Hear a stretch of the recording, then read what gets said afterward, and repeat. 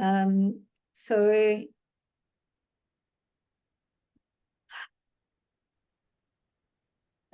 we're really in the middle of, we really finished chapter 2. We went through the whole of chapter 2. And last week, what we did was we started to go back and really just do some work on creating summaries for ourselves of each one of the paragraphs. Because really we need to just have some kind of handle on the pshat of what he's saying in order to see what chapter 2 is really all about. And I have to say for myself that I'm finding it a little bit challenging. But not so much to understand the individual pieces, but then to put it all together. So today we're going to continue with the same process. And there are only a few people here, but maybe others will join. And in some ways, Mila was saying, she says, I don't know why you're finding chapter 2 more difficult than chapter 1. Chapter 1 was much more detailed. And chapter 2 really is just about Tevuna. It's just about the midot of Bina. And he describes it in quite a lot of detail in different ways. And just broadens, really expands our minds to see not just, in chapter 1, basically, we explored the Keter Chochmah and Bina of Chochmah and of Bina. And now we're looking at the midos, the midas. It's hard for me to say midot of Chochmah and the midot of Bina, Yisrael Saba and Tevuna, and coming to an understanding of how really when you're rooted in Tevuna, that's where the idea is engraved. And when somebody can wake you up in the middle of the night and say, what is X, Y, and Z? And you just know it. It's not something that you ever forget. And that's really Tevuna, is the place where something gets engraved in our minds in a way that we never forget. So just to summarize a little bit, I want to take you, let's see, I just want to find the images for this. Oh, here we go. So I'm going to share, I'm just going to take you through what we already did. This was paragraph 1, where he showed us that there are 3 levels of the sechel, and he was showing it to us in Chochmah specifically. So we have the Gimel Reshin, which is the Keter, Chochmah, and Bina. And that's really what we were looking at in chapter 1, was the Keter, Chochmah, and Bina of Chochmah and of Bina. And now we're moving into the realm of the Midas. And he just started to explain to us that Chagat, which is Chesed, Gevurah, and Tiferet, is this process, this decision-making process of, yes, I want to go ahead with this. No, I don't.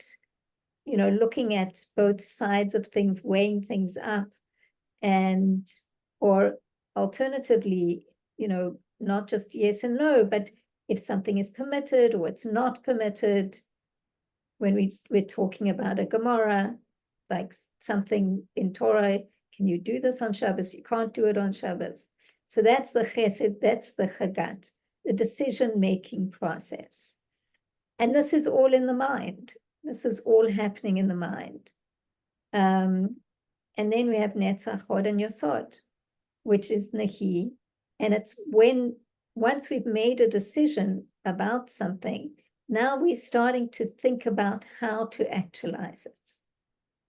So this is just a very broad picture, giving us a context for the idea of having all of the sfirot in Chochmah, and then we'll have all of these sfirot in Bina. So that was the first paragraph. And really that shouldn't, right?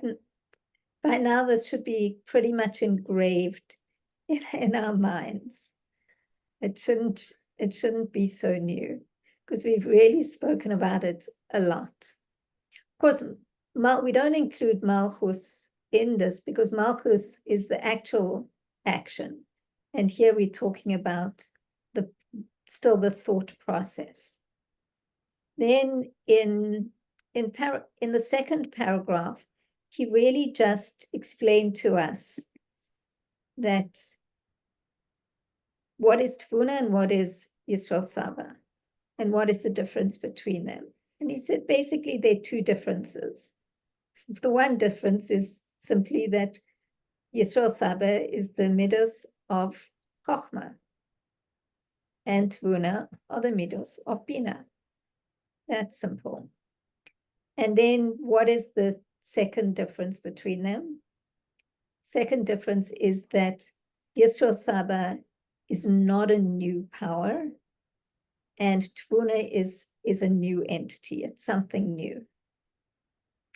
And he explained it, but since we just really want to look at the basics of what we know, he then said, well, okay, if Tevuna is a new entity, how is it different from Bina? Because Bina is also something, seems like something new. It's a yesh, it's absorbed in a way of pnimiut. So why can't we say that Bina is a new entity? Why only Tevuna is something really new? And that's when he introduced these two concepts. The one is hityashvus, and the other is klita. So in Bina, the idea is still only settled, hityashvut. It's not absorbed completely, and that's the klita of Tevuna. That's the difference between Bina and Tevuna. And he needed to make that distinction. How Tevuna is something literally, something new. So in a way, using kind of the language of neuroscience, you could say, and I hope this is accurate, that in Bina, you create neural pathways by repetition. So it's an electrical impulse in a sense. You're creating a neural pathway, but there's also something called pruning, which means like if you don't continue to walk that pathway, to go over and over it, it'll prune, it'll break apart. And that's the forgetting that can take place. But in Tevuna, there's actually something happens in the physicality of the brain that is engraved in the brain, like the physical brain changes, which is an extraordinary idea that you can have a spiritual concept, like a thought, I mean, a deep thought that gets literally engraved into the brain. If you could see it, you would see that the physical brain transforms. So that's the Tevuna, and that's why you never forget it. So, okay. So so far that's what he told us. And then now he's going on. Okay, everybody with me so far? It's really not so hard, right? I mean, he's just slowly introducing us to the idea of Tevuna. And now he gives us, so this is, Mila, maybe you can, this is where I start to, like, it's not so clear for me. I mean, we can stay just with the pshat of it. And I'll start with the pshat and then I'll ask Mila a question. Okay, so here, this is what we did last week. We looked at paragraph 3. And in paragraph 3, he explained this extraordinary process of how the soul comes into the body in stages. And so we have these 3 stages. Okay, so it's everybody with me. This is what we did last week, and you looked into it. So we have this, the soul itself, which is, well, by the time the soul has decided, okay, it agrees to come into the body, that's when we call it the Adam Pnimi. And it has these 10 soul powers in it, which is also described in a particular way, but soul powers is like the physical of the spiritual, meaning that the soul itself is so spiritual that when you're talking about the soul powers, that's like the gashmiut of the spiritual. It's relative to the spirituality of the soul. The 10 soul powers are already something more gashmiut. And now we need an intermediary between this soul, this pure soul, and the body, the Adam Chitzoni, the Chai Basar. And this Adam Emtsami is this intermediary, also known as Tzalmi Nefesh. And here there's an estimation in otiot, in letters, about in the Nefesh itself, how to enter into the body, as it were. And it's an estimation. And then when these 10 soul powers are in the body, they are called, now the soul powers compared to the body itself are ruchniut, they're spiritual. So they called the spiritual of the physical.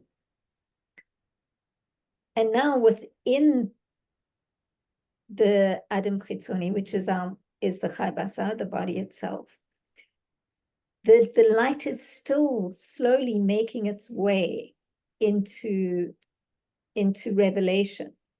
And you have this 3-part process happening again. And it's it mirrors this 3-part process.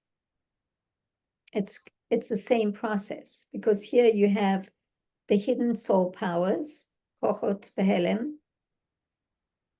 but in order for them to become revealed, you have an intermediary. You have an emtsai. And that's as far as he went in this 3rd paragraph. Now, what he's going to do in the 4th paragraph is he's going to focus in, like zoom in on this process here that's happening in the Adam Chitzoni. And he's going to explain this 3-part process in the human being, in the body, as it were. And he's going to tell us what are the hidden powers, what are the intermediary powers, and what are the real revealed powers. Just as a note, Mila, we should probably write the English of Emtsaim here, since we do that anyway. Okay, so this is where he's going. And then in this paragraph 4, which we're going to look at today, he's going to take us much deeper into Tevuna. And okay, is everybody clear with this? I mean, just think about it. I remember when I learned this 20 years ago, I was so enthralled by, having this sense. For me, it's a sense of like the Adam Pnimi is like this light that surrounds us, the neshama. And then the Adam Emtsai is this process of it, coming into the body. And then within the body, repeating this process of the hidden powers and the revealed powers. And we already know some of this from chapter 1. The hidden powers. Well, anyway, we'll see it in paragraph 4. All right. So now what I'd like you to do is I'm going to share the English text for paragraph 4. And for those of you who, Hebrew is not a problem. So for Sarah, you'll look at the Hebrew. There we go.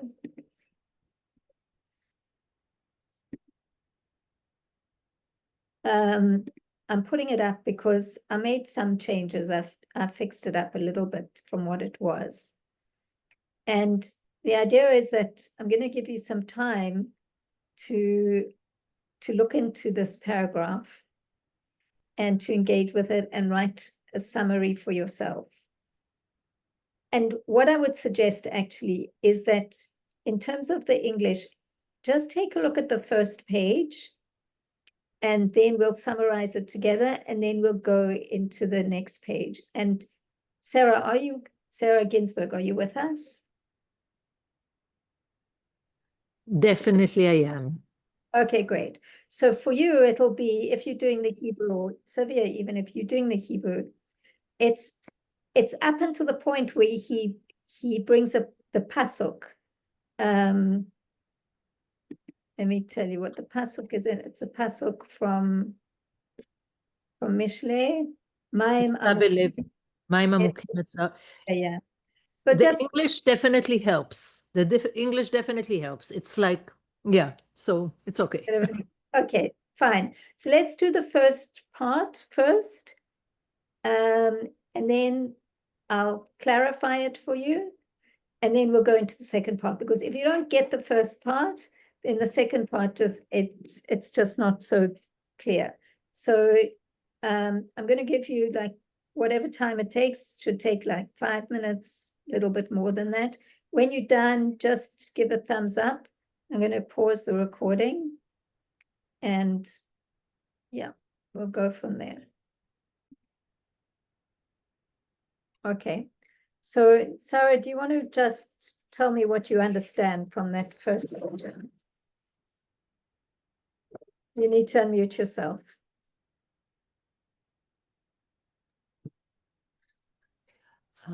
I could try, yeah? So the main thing of a person is the midot that are revealing. I don't know if I should say it in length or to try to say it as short as possible. Say it as short as as possible, just like the main nukudot. Right. Yeah, just like you did before. Okay, so the midot are revealed in the heart, and their source is in the midot shebasechel, midot of chokhmah and midot of bina. And just like in the person, there is a head, a body, and a foot. This is okay. So this is so the head is like the source of the midot. Source of the midot in the chokhmah and bina, and then in the guf it's revealing the midot, and then in the feet it's actually carrying it in action. So here is an interesting thing, that the essence of chokhmah and bina is actually a memutza, an intermediary between Adam HaChitzon, what we said that this is in He'elim. It's actually the 10 kochot of the nefesh before they were revealed in the vessels in the klei mochach. And then there is the Adam shebegilui, that you actually see the midot in gilui.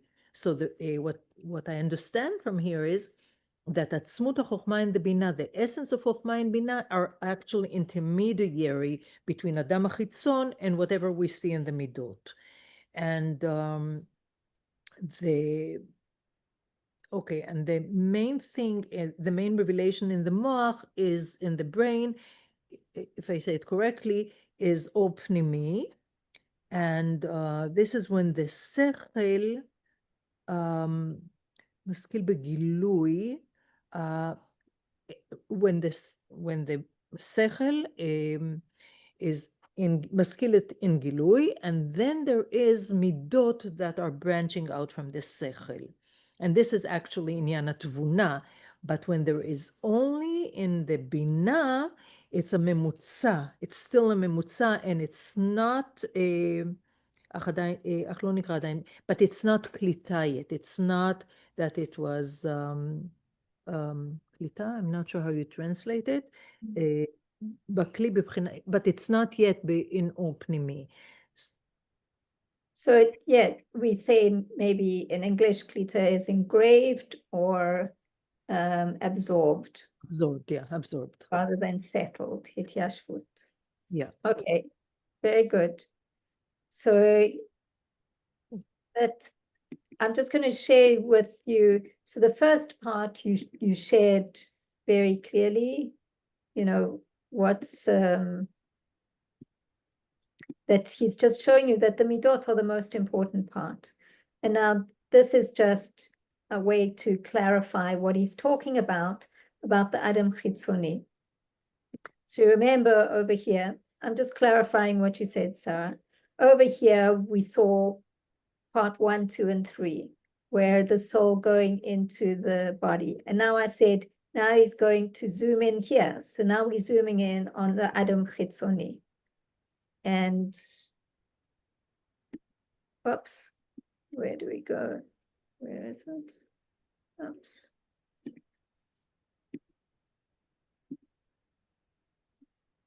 Oh, here we go. So here we are. We now zoomed in to the Adam Chitzoni, and we see these 3 stages. So he's saying here that the intermediary between the hidden soul powers and the revealed soul powers is Chochmah and Bina. And the revealed soul power is Tevuna. He doesn't go yet into too much about the hidden powers. But this is basically what he's talking about in general. That within, when the soul is coming into the body, it splits into these 3 stages. It's at first it's hidden, the 10 soul powers are hidden. Then Chochmah and Bina is this intermediary that then becomes klita into Tevuna. It becomes settled in Tevuna. Okay. So is that clear to everybody? Sarah, when you look at that, does that make sense to you? You see that as something that you are understanding? I'd say so, yeah. Yeah. Okay. And everybody else? Savia, Yoni? Is this making sense? No? I'll have to go over it sometime. The first part I understood, but then when it started talking about where the Chochmah and Bina become the intermediary, I got very confused. Okay, so that's why I'm clarifying it for you. Basically, what he's showing us is, look, this is what we learned in paragraph 3. How the soul is coming into the body. Now we want to see inside the body, there's also 3 stages. So we're focusing now, he says here, and here in the last thing he said is there's a emtzaim between the hidden soul powers and the revealed soul powers. And now he's telling us this is Chochmah and Bina. So, to make it simple, it's like, from what we know from chapter 1, what are the hidden soul powers that we know of?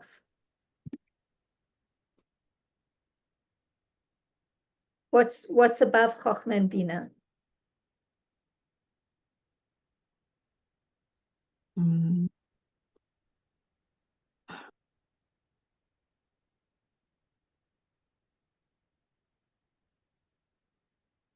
Can't remember the name. Where the Tohaim is.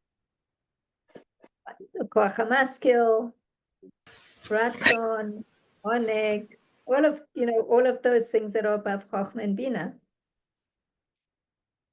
And now we see, like, when does something really become revealed? He wants to tell us it's going to be in Tevuna.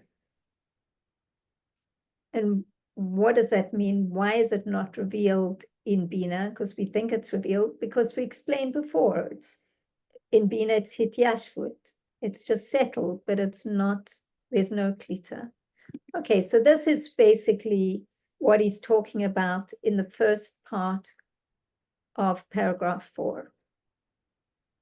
He's just showing us that there's this process. You have the hidden powers, you have Chochmah and Bina, and really where you want to focus is Tevuna, because that the midos are the most important part of a person. That's really where things are going to be happening.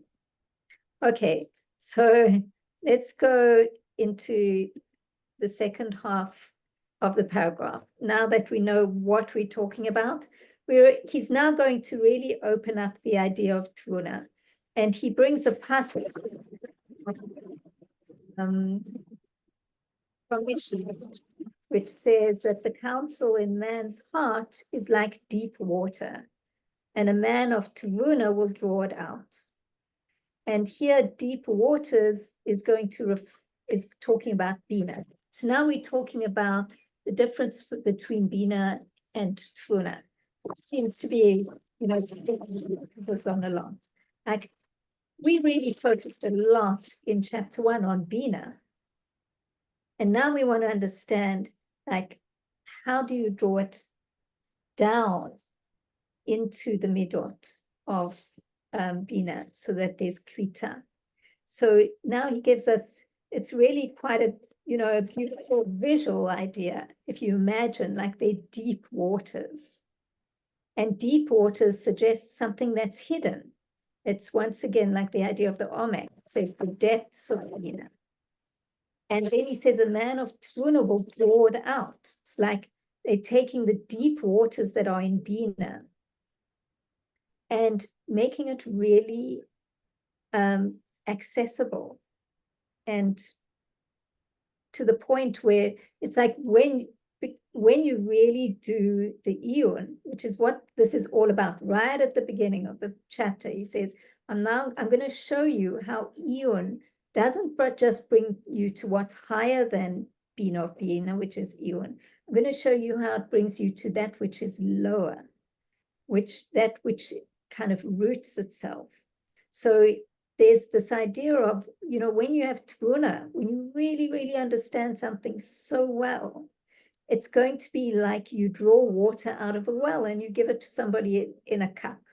It's so easy. It's not, still when it's in Bina, it has that quality of being hidden.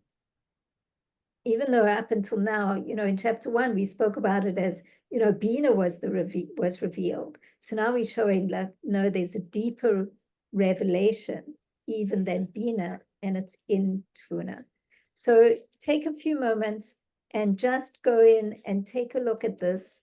I would suggest you don't go into the parenthesis at the end where it says according to Kabbalah.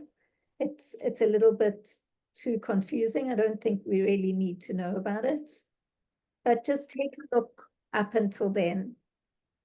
So beginning with, this explains the statement, counsel in man's heart is like deep water, and just spend a little while trying to understand what he's saying. Was a little bit hard for me. So there are definitely parts of it that are a little bit challenging, because he uses kind of slightly cryptic language. Let's go through it a little bit together. The thing is that even though some of it is cryptic, I think that the message can be quite clear. Like, if you have to say, just to step back for a moment and see that he's giving us, as he often does, a visual, something visual to think about.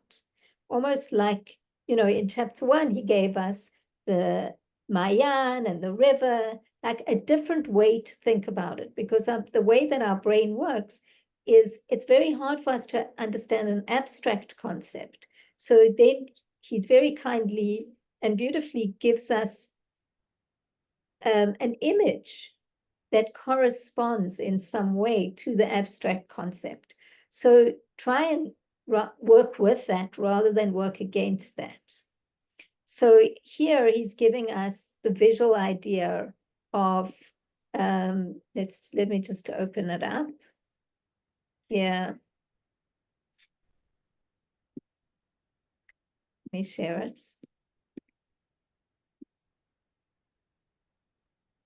So he's giving us this pasuk from Mishle, which, if you can just see it as being a visual image, counsel in man's heart.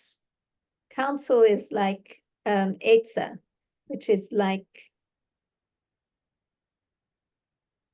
like what we know in our heart is like deep water. So we have this deep water, and a man of Tevuna, a person of Tevuna, will come and draw it out. So, you can imagine like I don't know how you see that, like almost like a well, deep waters, and you draw it out with a bucket or something like that. That's just how I imagine it. And what is it a metaphor for? What is he explaining here? So the deep waters is the depth of Bina. And here, which is when the idea is in Bina, it's still not engraved. It's still not fully, you don't fully grasp it.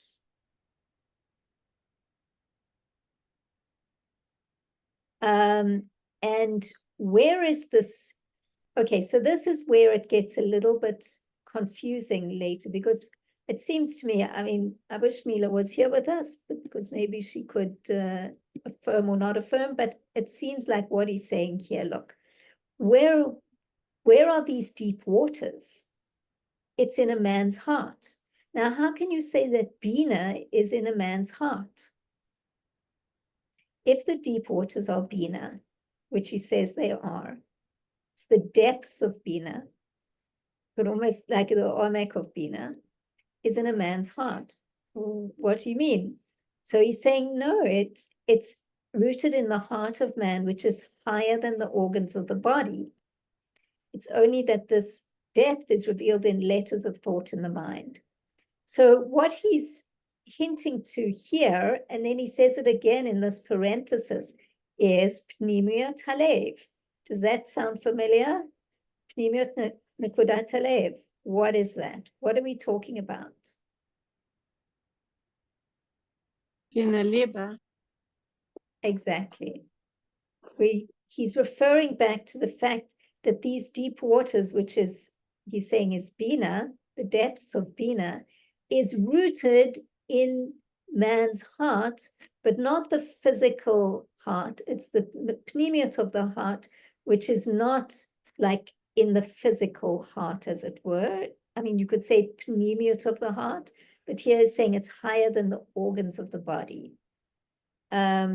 And here he says the main aspect of these waters, this deep water, the Bina, is the midas of the Pnimius Halev, which are revealed in the thought of Bina, but nevertheless, they still concealed and they're included in the thought of the Bina, and they're not fully, you can't fully recognize them in a revealed way until they come down into Tevuna. So this is where it got confusing, right, Sarah? Exactly. Right. So that's where we look for these code words where he's saying Pnimet Halev, and we're like, oh, okay. So these deep waters are rooted, we know it's rooted in Bina Liba from chapter 1.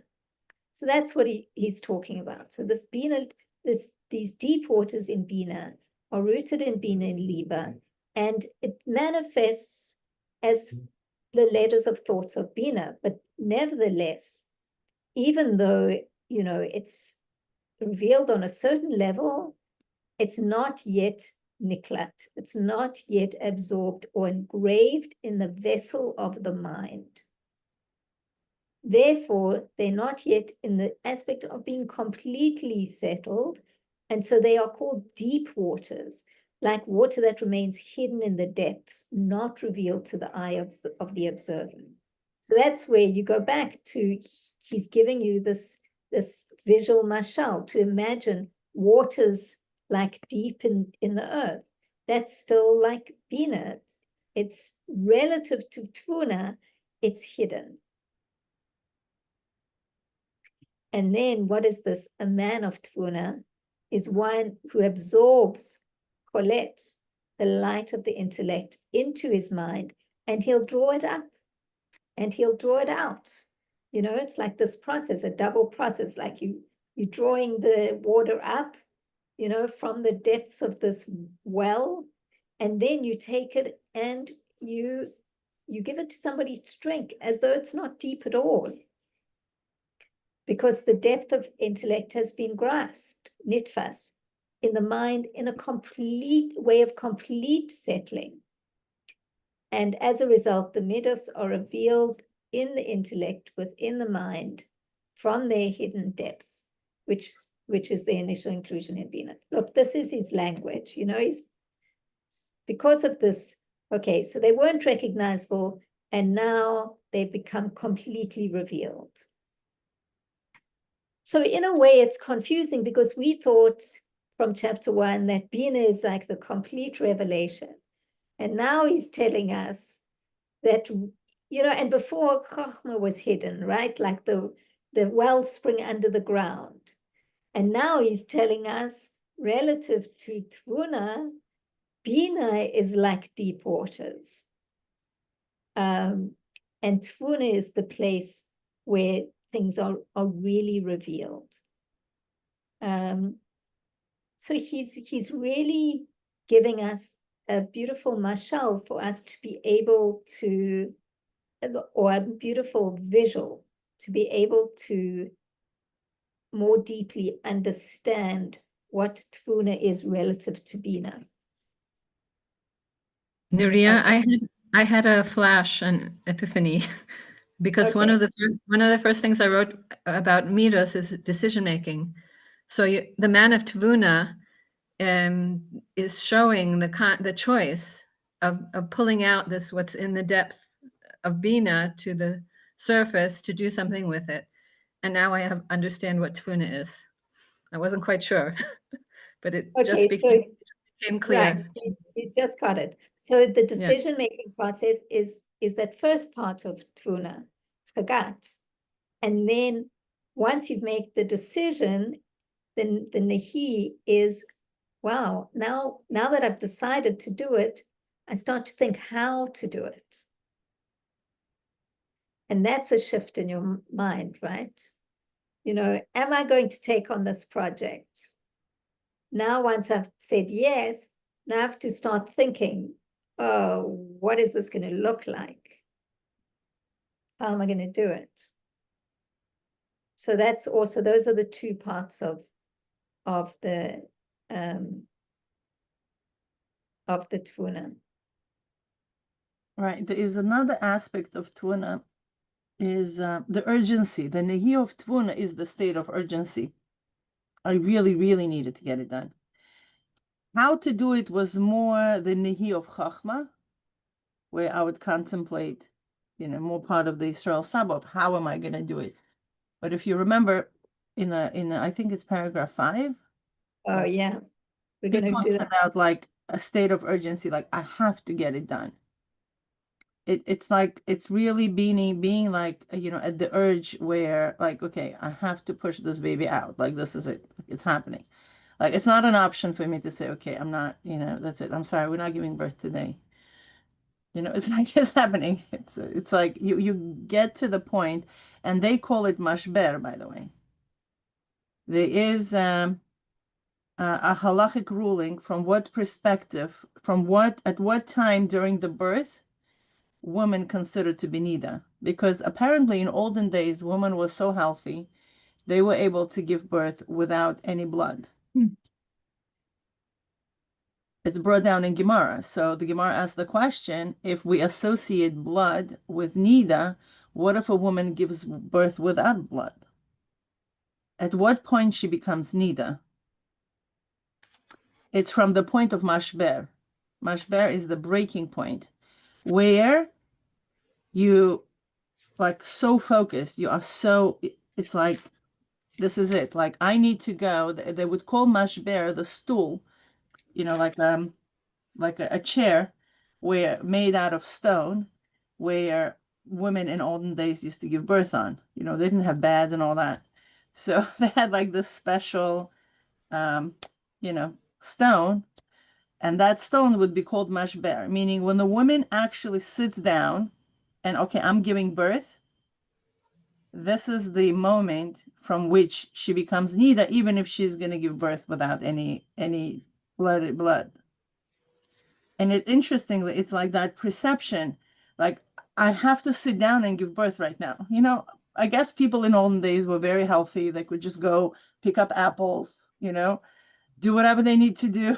And at one point, they're like, okay, I'm giving birth now. This is Nehi of Tevuna. It's like, it's happening right now. Like, I'm literally doing it now. I'm I have not a question. contemplating how to do, what's going to include it in the plan, what's not going to include in the plan. Like, okay, I'm cooking supper right now with whatever I have. So that's My question is, you're saying it's a have to. In birth, the woman doesn't really have a choice. That baby's coming.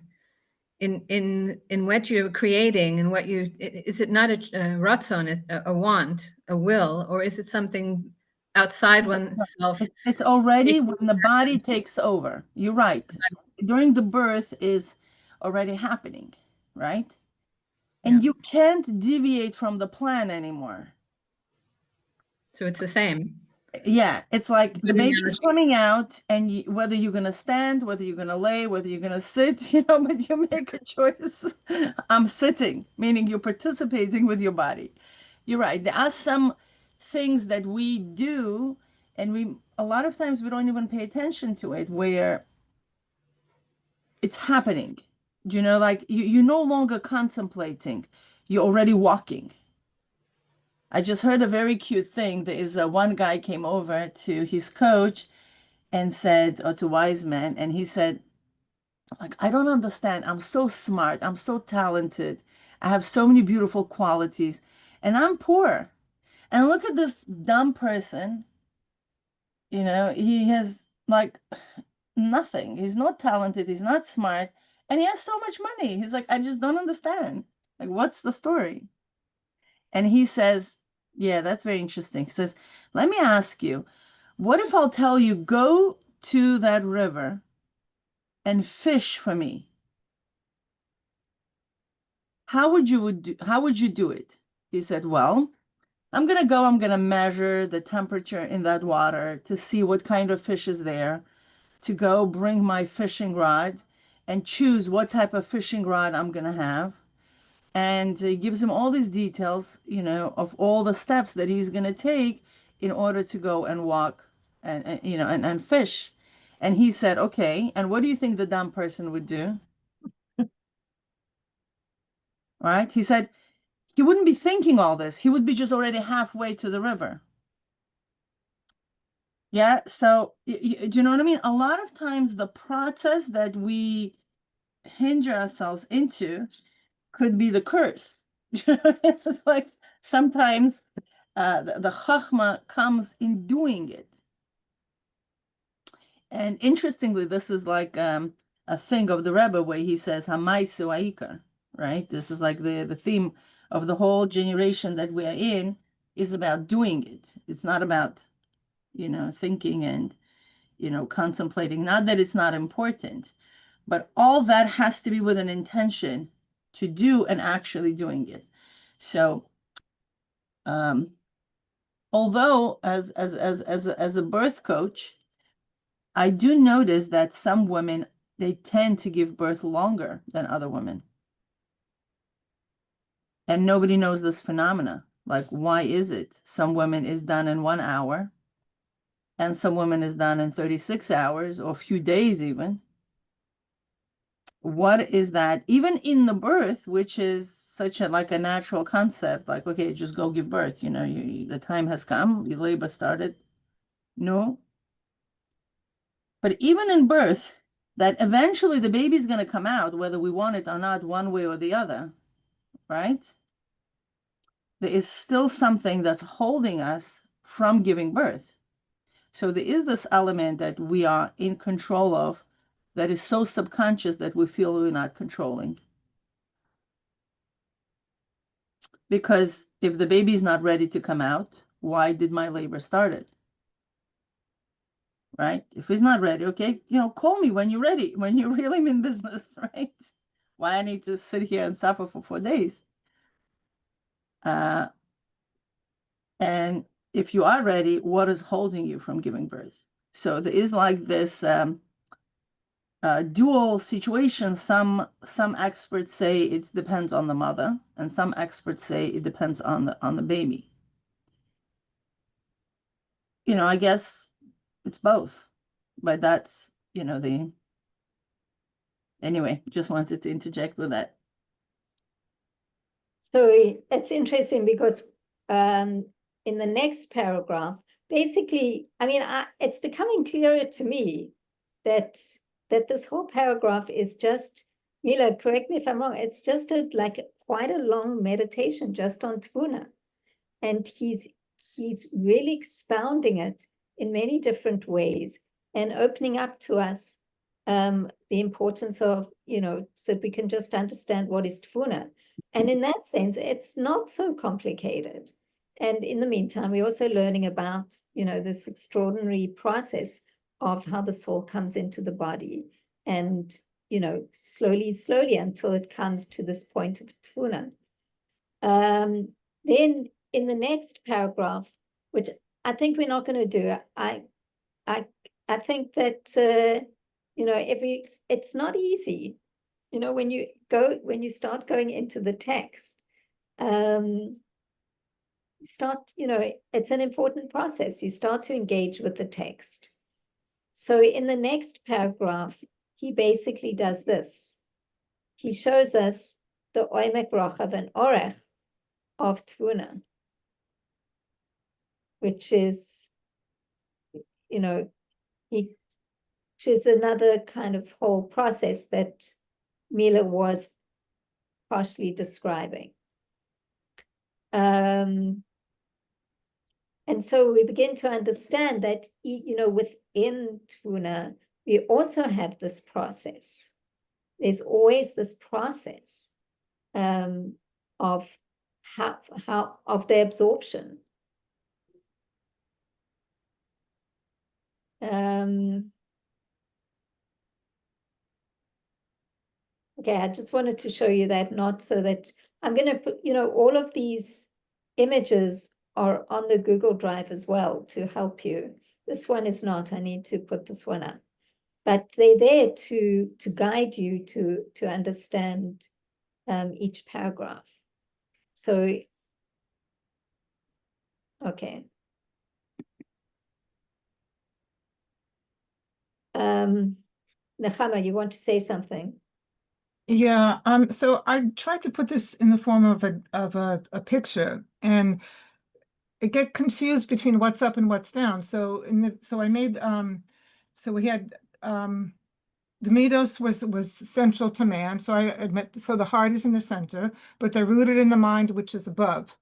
So I ended up with kind of like an upside down tree with the roots at the top. And then I guess coming down to the emotions and then the feet, which would be the action. And I'm kind of wondering where Tevuna is, because in this diagram, it would be some place between the head and the heart, or more what brings it down, or maybe more in the torso, what brings it down to the feet. Okay, and then when we talk about, you know, the man of Tevuna, so it sounds like it's drawing it up from the depths, which is like a well. So I'm not even sure the directionality means anything, or we turn things upside down. Like, where would that be in the, you know, maybe the diagram is limited. I don't know. Right. So where does Tevuna fit in visually? So, you know, look, literally just as you say it. Do you remember chapter 1, where also the way it was, the way, for example, Maskil, which if we look at our skull, was above, and the metaphor was of well springs, which is below to above, and here we're going from above to below. So, you know, the metaphor is not always 100% exact. No metaphor can be. Mhm. No mashal can be. So I understand I think I understand your confusion of what's up and what's down, because for us, we think maybe of Bina as being up and Tevuna as being more down. But here in the mashal, Bina is these deep waters, and Tevuna is drawing it up. But so when you do a drawing, it's not, the up and the down is not so literal. It's not, doesn't parallel so well. But if you understand the poetry of it, what is deep? Deep here is something that's hidden. Mhm. And Tevuna is coming along and making it revealed. So the mashal, look here, it looks like Bina is down and Tevuna is up. And it's not exactly like that. But with these kinds of mashalim, you almost have to let it just play in your mind. Mhm. So Tevuna could be, if it could be deep in the heart. Where is Tevuna? You're asking it? Yeah, I'm just so okay. So I'm really I could see how the diagram is limiting, because it's really three-dimensional all around probably. Right. And and I don't know if this is correct what it came up with, but that could the fruit of the tree be the actions, being the feet? Which would mean that the Tevuna can draw you to action. Yeah, for sure. Tevuna is part of the action process of coming down. So that fits, but Yeah. I think we need a three-dimensional drawing. It's like a tree upside down. That would Yes. make more sense. It's Yeah, literally a which tree that's what I upside mean. down. I just couldn't fit it. Yeah. That would be perfect. Yeah. The fruits, it's something that you enjoy from a tree. Like, Mhm. and you could take it off the tree and carry it somewhere else, right? You can't, what's proof? Imagine you coming to Granite and you can say, Mila, I have trees, apple trees. And I was like, okay, I have no idea what you said is true or not true. But if you're going to bring me apples, oh, now I know you have apple trees, right? So meaning they are so internalized by you that you carry them with you, right? It's like a representation of your hard work. Right. So fruits of labor, it's something that we could transmit it to another person, like I would giving apples somewhere. Right. I'm not giving them apple trees. Well, essentially, I am giving them apple trees because if they will plant it, an apple tree is going to grow by them. And in addition, you eat the apple and you can nourish And you yourself. also enjoy it. Exactly. And you also could enjoy it. Right. It's this a whole apple tree in a transmitted unit that I could, from one tree, I could share such abundance, right, with everybody. And from one fruit, you could have more than one apples, right? There are many seeds inside with an apple tree. So that's pretty much the idea of Tevuna. Tevuna, remember, how do we know that a person has Tevuna or not? He's able to apply it, but davar nivdo, in a separate situation. Why is he able to have it in a separate situation? What is so unique about Tevuna? It's because it becomes part of your brain circuitry. Okay? For example, every person has, like, let's say, over here, I have circuitry about learning Chassidus, let's say, right? And over here, I have circuitry about how to cook my borscht or my cholent, right? Or how to diaper my kids. I don't know. Like, we have skills, right? We don't just sit and learn all day long. We live, we do other things. We walk, we eat, we do all kinds of things, right? So everything has a circuitry in our brain. Otherwise, we wouldn't be able to do them. If there's no circuitry, how do we know it? Chas v'shalom, when a person has a stroke, let's say, right? They forget to do certain things. They forget to talk, they forget to walk, because that circuitry was damaged. So through the rehabilitation process, because of the brain plasticity, they allow to rebuild that circuitry. And a person learns once again to walk, to talk, and do different things, right? So we can do things just because we have circuitry in our brain. If we do not have circuitry in our brain, we are incapable of doing that. So now, with that background, imagine a new idea right now came to my brain on the level of Tevuna. It became part of my brain circuitry. What do you think my brain is going to do now?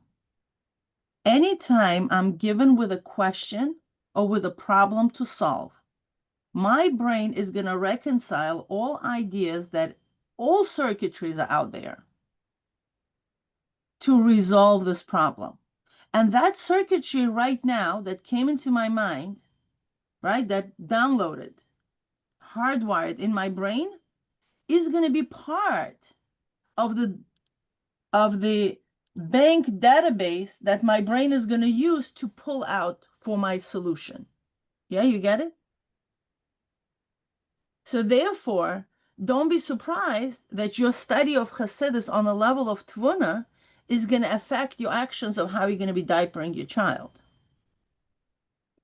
Does that make sense to you? A person could say, my kesher. It's a big kesher because now anything you do, any problem that you're going to be faced in your life is going to be reconciled with these few circuitries that you just created. That's why people say like learning by heart, even Goyim coming up with that, is so essential. Because of this engravement process, learning by heart, that becomes part of your brain circuitry. That's why, Jews all the time learn by heart, right? There's a whole thing about learning Tanya by heart, Mishnayos by heart. And why is it? Because you want to have that circuitry flowing in your brain space. So when you make decisions, that's going to be part of the decision-making factors. So that's why you're able to do it in something separate. Whether if I'm still in my Bina process, I could apply only for that concept that I'm learning, because it's not downloaded to be accessible for my brain yet. Okay? I think they said about Reb Hillel that he taught his body. He was one of the people who taught his body to just act according to Chassidus. The Chassidus was so much part of him that, like, there's that story. I don't think it was about him, but they wanted to. There was a what obviously wasn't about him, because I heard the story that it was in 770, that there was an older chassid who had fallen asleep, and they wanted to wake him up, I guess to daven mincha or something. So they asked, and somebody who was older than him, to walk in front of him, and he immediately stood up.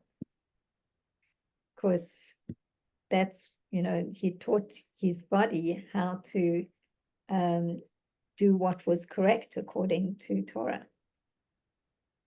So he stood up for somebody who was older than him.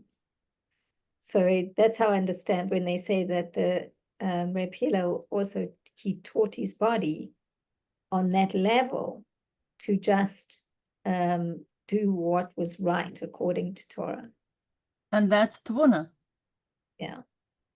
That's That is Tevuna. That, the idea becomes so engraved that you no longer have to think about it.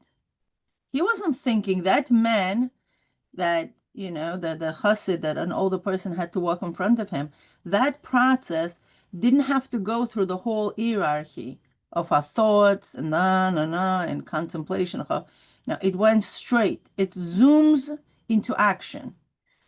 it bypasses. It's like an express train. It's not really missing all the stops. It's just an express train. It doesn't stop by all the stops anymore. It just goes like, okay, it just happens, right? And like, for example, dancers, right? They don't sit and count steps anymore. They don't. Or music players, whoever plays an instrument, you're not sitting and counting 1, 1, 2, 3. You know what I'm talking about? Like that, you no longer need to play like that anymore. It becomes part of your whole being, the beat, counting. It becomes part of your, and if you're still counting, you know that you're definitely not even on Havana level, you know, like you just don't understand. Like it's, for example, if you're still driving without being able to talk to your kids in the back of the car because you have to pay attention on a road, you know that you're not a good driver, I mean, a professional driver yet. Yeah, I see Sarah wants to ask something. You're You need to muted. unmute. Sorry, you're muted. I would like to understand the text a little bit better because I really was confused when I tried to understand it. So especially where it says, in the English, it would be, in the Hebrew, it's רק שמתגלה עומק זה באותיות שבמחשבה שבמוח.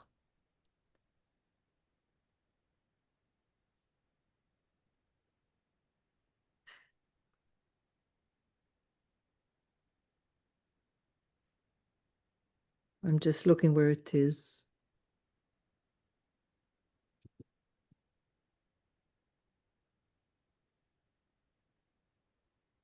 Which are revealed in the thought of Bina, but never necessarily of some the aspect.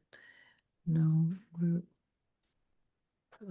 it is only that this depth is revealed in letters of thought. Yeah, it is only that this depth is revealed in letters of thought in the mind. I can't wrap my mind around this. What does it mean? Let's just find it in the text. In the English, it is only that this depth is revealed in letters of thoughts in the mind. And in the text, it is, רק שמתגלה עומק זה באותיות. Okay, yeah, it's in the parenthesis, right? No, before the parenthesis. Okay. Oh, okay. Yeah. Mila, you see where it is? Yeah, it's on the, so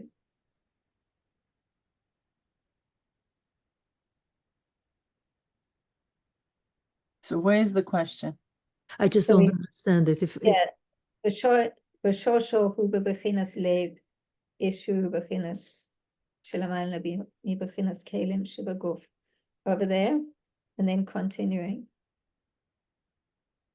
כי מים עמוקים הוא עמקוס בינה, שהוא למעלה עדיין מבחינת קליטה בכלי המוח הגשמי. That's understood? Yeah?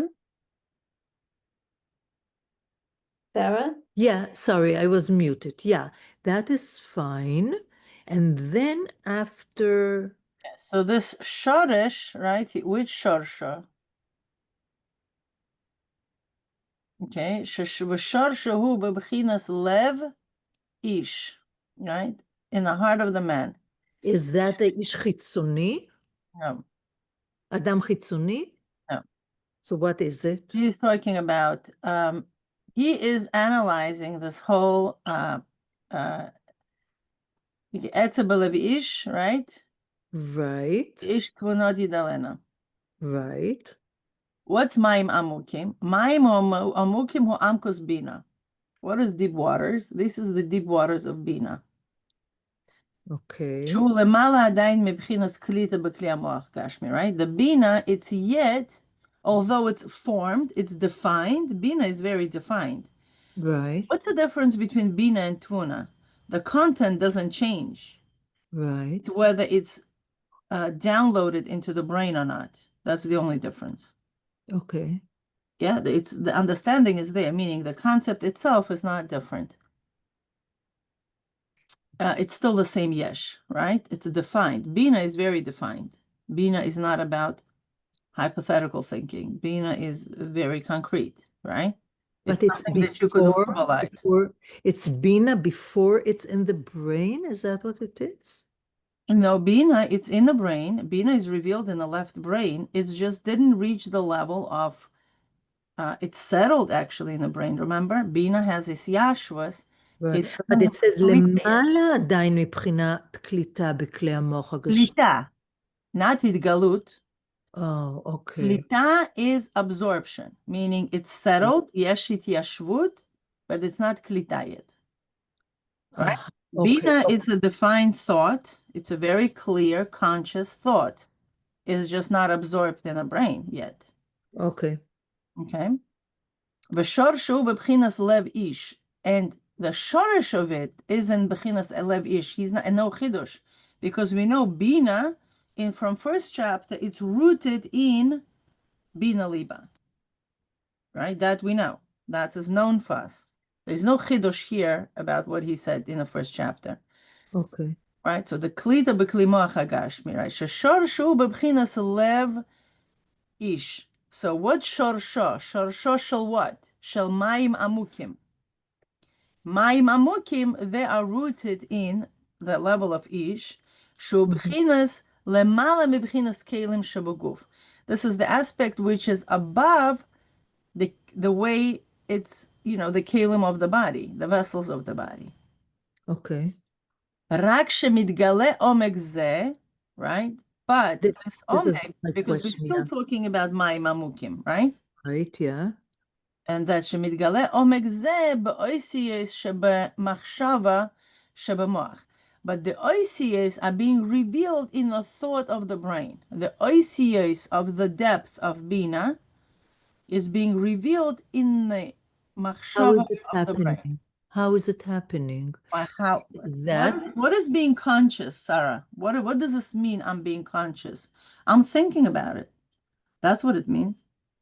Unconscious is that I'm not openly thinking about it, but I am conscious means yesh means I'm conscious of it, right? There is a thought.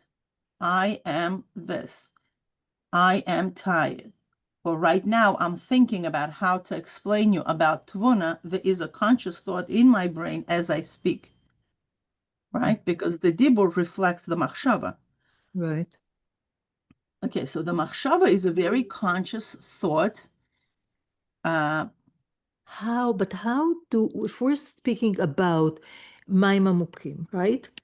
And we're talking about mitgale omek zeh. This depth is revealed in the otiyot of machshava in the moach. How is it happening from mayim amukim that it's mitgale in otiyot machshava shebemoach? But what else would be mitgale in otiyot machshava shebemoach? What brings it? Is it the ish tvunot that makes No. So how is Forget about ish tvunot. So how is it Ish happening? tvunot, he brings it here only because it's before niklat, before it was registered, before it was absorbed. That's why he brings. Ish Tvuna is like this.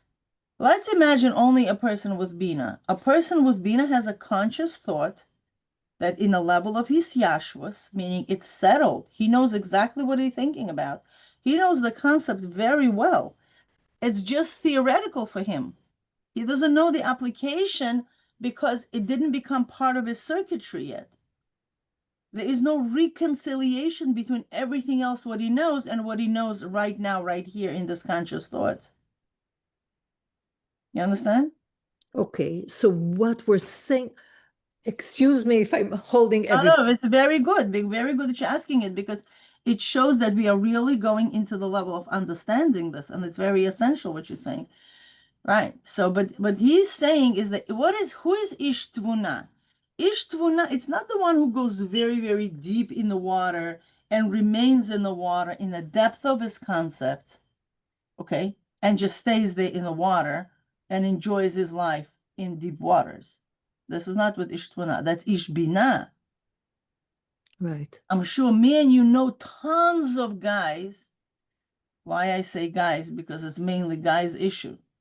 Okay, that's what we're going to generalize here, who are so smart, who knows ma'amarim, samech vav, and even Shara Yichud, they're all brilliant, brilliant people, but they can't apply what they learn. We know that, right? We know many, many people. Unfortunately. Okay, happens to the best of us.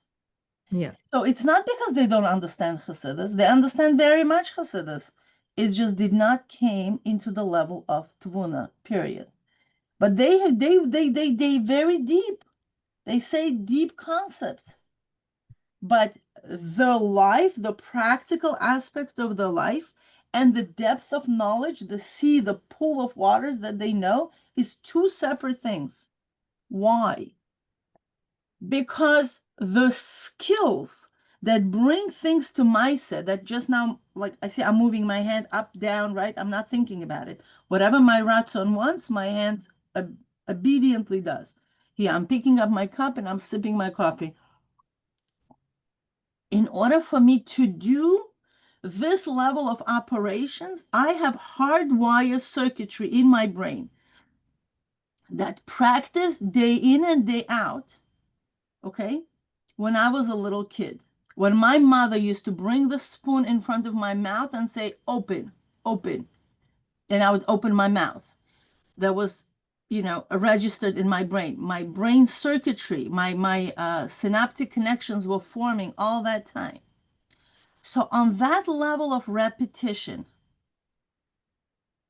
I have registered millions of tasks that I could perform right here, right now, right? From simple to very complex. But now that deep sea of knowledge that I know, it's not on that level. You understand what I'm saying?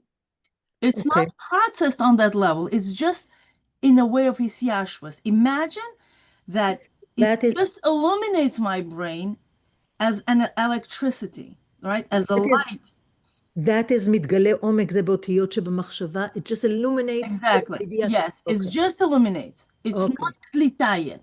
Once it's on the level of klita, all of a sudden, it becomes a pool of information that's accessible to all aspects of my brain circuitries about brushing teeth, about walking, about jumping, about sitting, all kinds of things, right? Imagine like this all downloaded circuitries that I already have in place.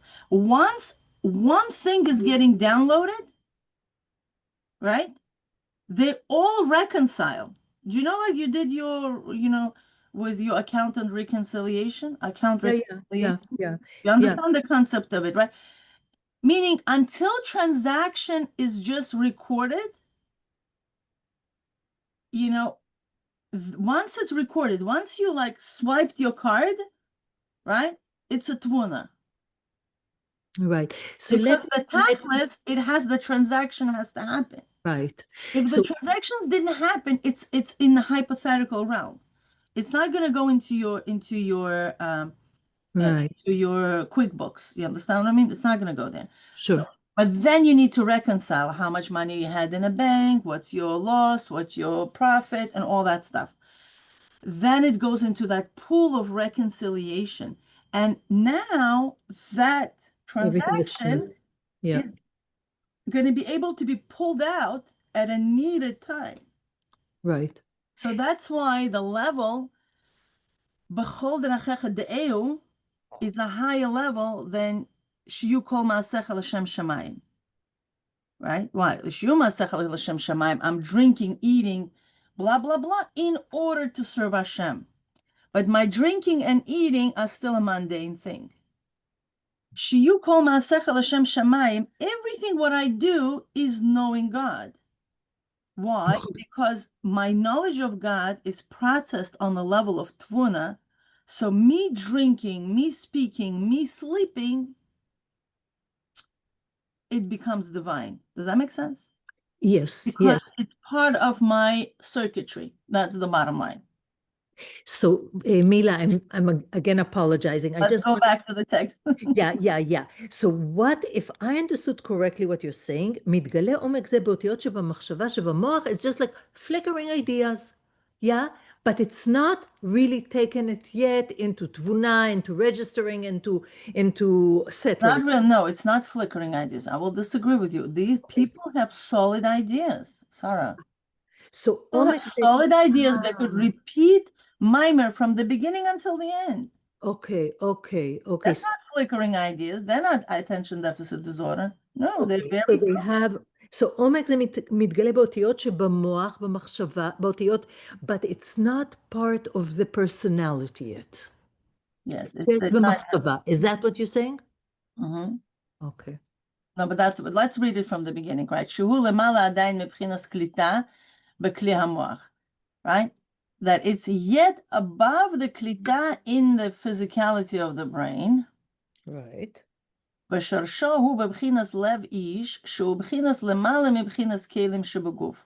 Right? So the shorish of this mayim amukim is in the level of ish, meaning the heart of the man, which is above the keli of the guf yet. Right?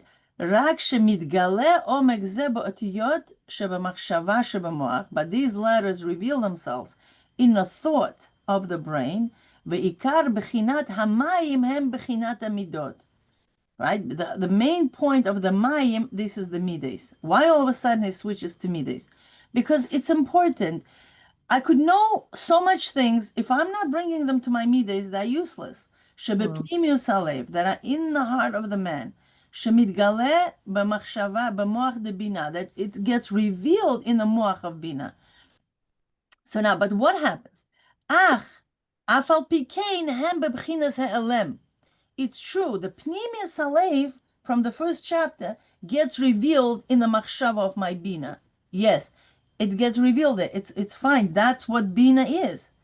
But nevertheless, they are in the aspect of ha'elem. They are concealed. What do you mean they're concealed? He just said that they're being revealed. It's true, they're being revealed.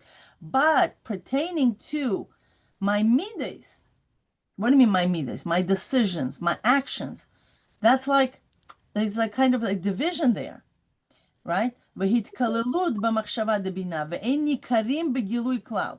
And they're not yet being revealed there, meaning they're not being recognized as a revelation.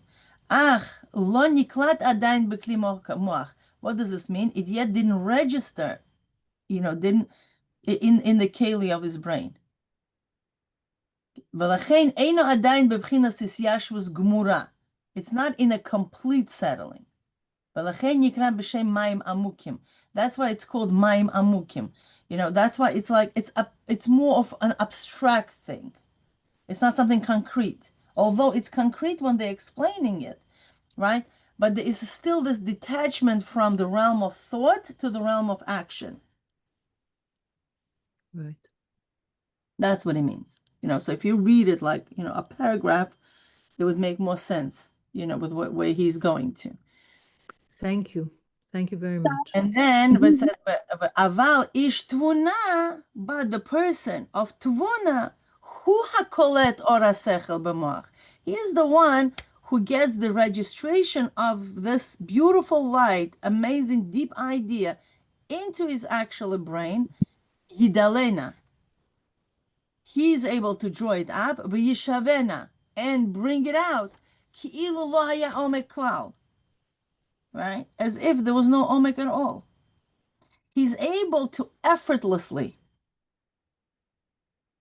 to do things, and even with a big smile, and you're like, how did you do that? Okay, Wow. so what is his secret? Eon, we went back to the... What's the secret of this amazing Shin Yun dancer or a ballerina? What's her secret? She kept a diet. She practiced hundreds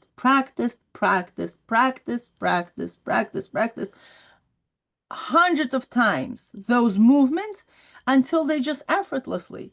Her body bends that way.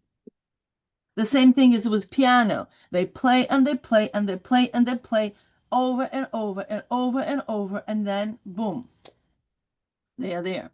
The same thing is with people who draw. all the time I was like, how can you draw so much? I mean, like, what they practice, you know how much they learn? They have to learn perspective, and they have to learn this, and they have to learn that. And I mean, anything that you want to do, it has so many details. I thought that raising chickens was a snap. No, it's so many books. Gardening, so many details. Every specialty will require so many details, so much bina, and they have to practice and practice and practice and practice and practice and practice. Then it becomes the tuna. Nothing comes for free. They're just what it is. Nobody gets. Imagine like a little child. Why don't you walk? Well, he has to practice and fall and practice and practice and practice and practice. At one point, I remember my oldest one, he learned how to pick up himself from the crib and also at the same time how to sit down. It's actually two skills because a lot of times babies, they go up and then they scream because they got tired. They don't understand that they need to bend their knees and, you know, put the tush down. It's a skill they're afraid. Okay, because they're afraid to fall. Maybe they tried and they fell. Okay. So I remember my son, it was really funny. He would go up and he would sit down. Okay, so he learned a new skill. But you know what? In the middle of the night, he would wake up, he would stand up, sit down, and then go back to sleep. I mean, it's funny because with your first one, you really see the development much more. You're not distracted. So you could really see how kids develop, how much they practice. It's unbelievable. I think the only thing they don't practice is sucking. Actually, they do practice it on the thumb when in the womb. So they, you know what I mean? Like kids practice. How many wet diapers had to happen in order for a child, for a baby to learn to use a toilet? Any skill, nothing came to us naturally. Even sucking, they suck their thumb in the womb. So nothing comes for free. That's just what it is, you know? I think in a way Yeah. we feel like Torah should come naturally to us. Exactly. I mean, there's certainly parts of Torah that you could say are on the level of Tevuna. You know, after many years of doing certain actions and that's thinking in certain ways, you know, there's certain things that you just naturally do or don't do because it's just part of who you are and what you've become. You know, you could think of, you know, keeping Shabbat or keeping kashrut or, you know, giving tzedakah or whatever it is, certain things that just become part of your life. You could say that it's on the level of Tevuna, certainly many things, but when it comes to learning, maybe women don't learn on the level of Tevuna. You know, when you listen to somebody, to these rabbis, you know, like Y.Y. Jacobson or Shais Taub or whatever, you know, they've done so much iyun into so many texts that what they're coming up with is a result of years and years and years of really, really intense study. It doesn't come from nowhere. And for women, I think it's partly because of the, you know, certain expectations, but also the lifestyle, you know, that you have children and, you know, a lot of responsibilities in the home that women don't learn on the level of iyun unless they're teachers, and then they have to. And even then, many teachers get away with very little. So very often our Torah learning is it's not on the level of Tevuna. There are, you know, exceptional people who certainly are like that, you know. But I think on average, women will much, you know, we will do Tevuna into something that we have to make a living from. You know, those of us who have studied to get some kind of degree or some skill, we know that we have to do the repetition over and over and over again. But basically, you know, with a text like that, like this, in order to get it on the level of Tevuna requires reading it over and over and over and again until you really know it. And that's how, you know, there's when one of the Igres Kodesh in Tanya talks about how, I think it was in the times of the Gomorrah, it was a regular thing to study something 100 times. And so if you studied it 101 times, that was considered, you know, Yegi in a sense, that was putting in effort, extra effort. So, you know, the effort in the Iyun is always relative to who we are, but still, I think that even after a year and a half of learning this, I don't, you know, I don't know, I don't want to sound like but I'm surprised that more people haven't actually realized, like, oh, there's an opportunity here to really do Iyun into an amazing text that can be transformative. And it's a very special, you know, teacher, meaning Reb Hillel, who is teaching us in a particular way. And if we were to do Iyun into this text, there you would see something on the level of Tevuna, and there would be real changes in one's life as a result of that. So look, I know everybody's busy and everybody has their thing. So, you know, we continue, but he's really calling us to do Iyun. And Do you think that as women, we have maybe clearer access to Pnimis Halev? Absolutely. Absolutely. But wait a minute, it depends what you're talking about, Pnimis Halev. If you're talking about Bina Liba, there's only one way to Bina Liba, and that's through Iyun. So if you want to say that you have access to the Lev, and I'm not sure what that means, you know, women Well, have... there is a yichud. There is a yichud that talks about Malchus being rooted in the pnimis of the Keser, right? The pnimis of the Keser, which Oneg. It's, you know, it's not coincidence why, you know, Goyim perceive women in a particular way. Do you know what I mean? Like the association, and the women trying very hard to break that stereotype.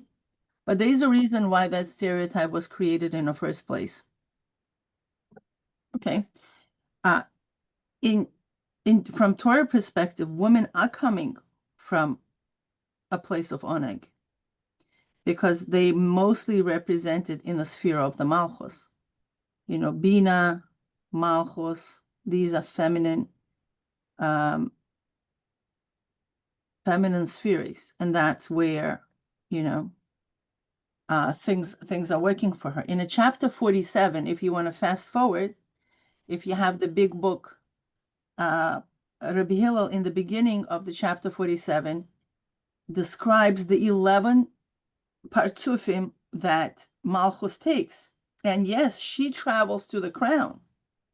That's her purpose. That's what Malchus does. This is what she's there for. She needs to become the crown of her husband.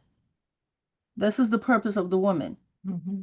Yes, it is. You're right. It is connected to this feminine direct connection to Bina Liba. I mean, even when you describe in depth the whole birth process, I mean, that's totally experiential and so connected to everything that we're talking about. Exactly. And you're right. It's true. And we didn't need to study that, you know. Beautiful. That probably helps also many women on many different levels during the Iyun process. But let's not forget that Iyun process in our generation into Chassidus is very different than what it was a few generations back. Not even for women, even for men. In Tavshinun Aleph, Tavshinun Beis, Rebbe talks about open gates. The world is already refined. The body is already refined. So we are not really refining it too much. And especially if you're involved in this sphere of Jewish chinuch and the Rebbe's inyanim, the Rebbe said very, very clearly, something that for another person takes 1,000 times to study, for a person will take 1 time to study. There are many letters that the Rebbe says that. So the brain already gets refined by the work that, holy work that we do. I could forward you many letters that the Rebbe says that. Okay, and Rebbe says literally in one letter, Elef Pa'amim Mamash. It's like if somebody is going to study something 1,000 times, for a person who is involved in Jewish education, it's going to be only 1 time enough, and he's already going to get it. So, if you really want a shortcut, involve yourself in Jewish education. Whether for adults or for children, it doesn't matter, but that's given, So, but you still need to do the work, something, some kind of work. It's not going to be as intense as Reb Hillel, for example, had to do in his times, or people Chassidim in their times, because it was darker times. It's much darker times. The Golus was much more dense. Now the Golus is imaginary. It's not a real thing anymore. Mm-hmm. And the Rebbe said that very explicitly on many occasions, that we done the work. So it still requires us to do some participation in the thing, but by all means, it's incomparably easier than what people had to do in previous generations. So yeah, maybe in the times of Mishnah, they had to do 100 times. I think 36 times for us will be okay. Okay, but we need to do something. So that's the thing. And I think, what we need to focus more on the Maaseh, on doing it. Don't think like that guy with a fishing situation. Don't think what water you need to choose, what kind of fishing rod you need to get, or any of that thing. Just think about just walking towards the river.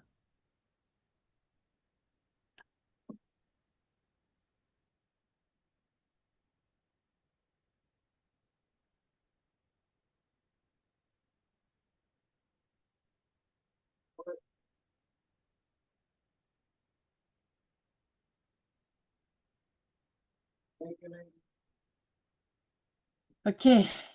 So I guess our time is up, and Yes. we'll meet again next week, and we'll do the rest of the chapter. I mean, I hope that it's becoming clearer to everybody as we go through it now. I think it should be. And, take a look at the resources on the Google folder. There are all these images which really make it much simpler. And keep in mind, we are in a special times. Look what's happening in Iran, right? Yay, we forgot to mention this. Things are happening because things are happening here for the Jewish people. Okay, and the Rebbe said, Avodas HaMoichin is the answer. Now we just need to have a kavanah that it should be done in a peaceful way. So the more Avodas HaMoichin we're going to do, the less bombs are going to be bombing, and the less friction are going to be causing by the whole world, thing, and everything is going to be b'darkei shalom, b'darkei noam.